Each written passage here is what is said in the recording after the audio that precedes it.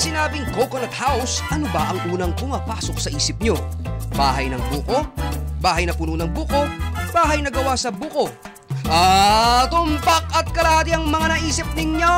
Bibisita tayo ngayon sa Coconut House sa loob ng Quezon City Memorial Circle, ang sinasabing one-stop haven para sa mga pagkain at produktong gawa sa coconut. Nagbabalik ang Sarap Pinoy. Exciting dahil nandito tayo ngayon sa Coconut House dito sa Quezon Memorial Circle at meron tayong mga espesyal na bisita ngayon. Makakasama natin sila, si Restaurant Manager Jaime.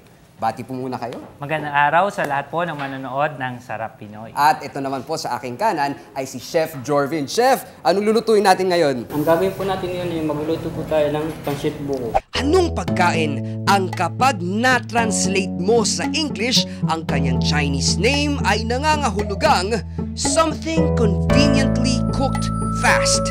Sirit. Di pansit. Pansit buko at tinawag itong pansit buko dahil buko. Yan. Nakatikim na ba kayo ng buko na ginamit na noodles para sa pansit? Kung hindi pa, eto ang ingredients at eto ang instructions kung paano gagawin. Chef, take it away. Ating mantika. Mantika. Habang pinapainit ang mantika, eto ang ilan pa sa ating mga ingredients. Etong sibuyas. Yan, sibuyas. Yan, habang niluluto yan, ito pa yung ibang mga ingredients. Ano tawag natin dito? Cabbage po. Cabbage at Baguio beans, carrots, pepper, tapos ito, Light sauce. tapos ano ito? Sesame oil. Sesame oil. Okay, at siyempre, ang pinakamahalagang ingredient sa lahat ay ang buko. So, hinihintay natin ngayon mag-caramelize yung onions. Anong susunod natin dito pag nag-caramelize na? Yung mga gulay. Okay. Yan. Ayan na yung beans at saka yung carrots. Tapos ihuhuli na lang ito mamaya. So habang niluluto niya yan, tikman din natin itong mga iba ninyong mga produkto. Ito, halimbawa, ano ba to, Jaime? Yan ang tinatawag nating seafood macaroons. Ang seafood macaroons kasi, ginamitan natin yan ng desiccated coconut at saka ng coconut flour. Kaya yung ingredients lang na yon ay talaga naman nagbibigay na ng kakaibang mga vitamina, minerals na kailangan ng ating katawan. Ito naman ang iinumin ko. Ang tawag dito ay coconut coffee ba? Yeah, coffee nut. Coffee nut? Bakit naman coffee nut ito? Coffee nut siya kasi the usual na ginagawa natin, di ba? Water lang at tapos brewed coffee. Pero tayo, dito sa Coconut House, ang ginagamit natin is hot buko juice. Buko juice? Kaya siya tinawag na coffee nut. Wow! Yan ang kakaiba. Ngayon lang ako nakatikim ng brewed coffee na may coconut juice. Yes. Dito lang yan sa Coconut House. So, natural yung pagkatamis niya. Yes, At saka yung ginamit nyo rin dito, cocoa sugar. Yan, meron tayong available na coconut sugar na pwedeng alternative yon para sa mga lalo na kapag diabetic. Sandali lang, Jaime ha. Ito, tignan mo, hinalo na yung buko. Ano nangyayari dito sa buko? So, itong buko na to, kumakapit na dyan yung lasa nung gulay, nung onions, tsaka nung seasoning. Ayan. Yan ang light sauce. Ito yung toyo na hinaluan ng sugar. Yan. Ito, ano to? Sesame oil po. Sesame oil. Mamaya na yun. Pagka malapit na maluto. Yan, ina-absorb ngayon ng buko yung lasa ng pinaghalo-halo. Wow! Itong Coconut House, paano ba nagsimula ito? Actually, nagsimula siya noong 2008 dito sa may Esteban Abada, Quezon City. After ng 1 year, lumipat na kami dito sa loob. July 2009. Nandito na kami sa loob ngayon ng Quezon Circle. Memorial Circle. Tapos ito, anong concept nito? Bakit nasimulan itong Coconut House? Alam nyo kasi itong si boss natin, si Sir Jun Castillo, talagang kakaiba ang love of coconut niya. Kaya naman talagang lahat ng ating mga menu lineups dito, lahat ay may touch ng coconut. Wow! Ayan Tignan mo naman, nag-iba na yung kulay, oh. Pansit na siya. Mula sa pagiging puti kanina, brown na ang kulay ng ating coco noodles. Yun, tapos sinalo na rin natin yung ating gulay, yung cabbage. Meron pa bang idadagdag dyan? Ayun, sesame oil na lang para lumasa pa, no?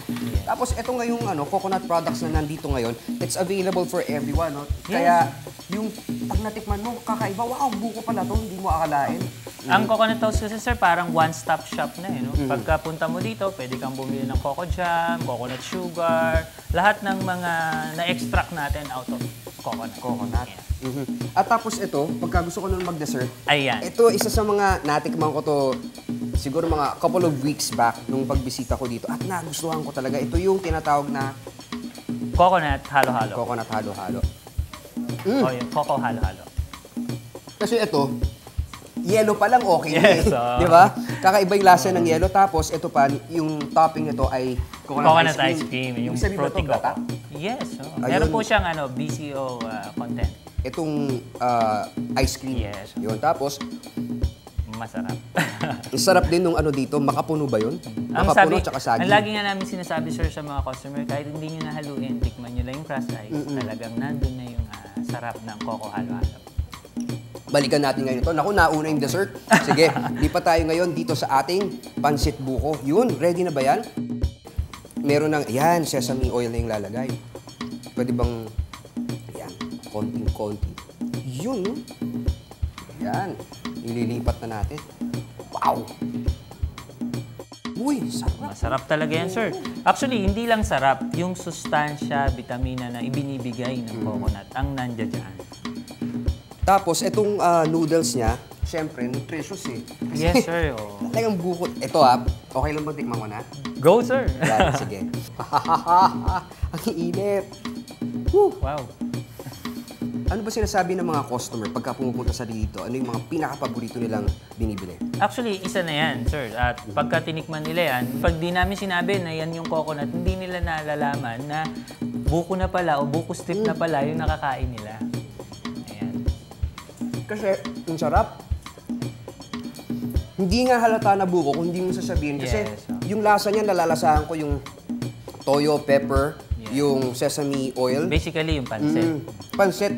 Pero yung texture niya, doon nagkakaiba. Yes. Diba? Hindi siya yung usual na pansit eh. Yes.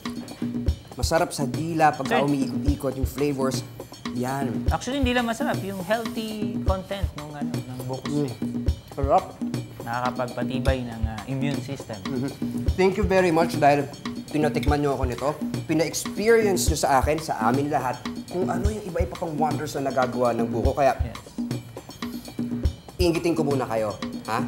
Habang commercial break, uubusin ko na to. Kaya magbabalik ang Sarap Pinoy. Thank you very much. Thank you very much. Thank you.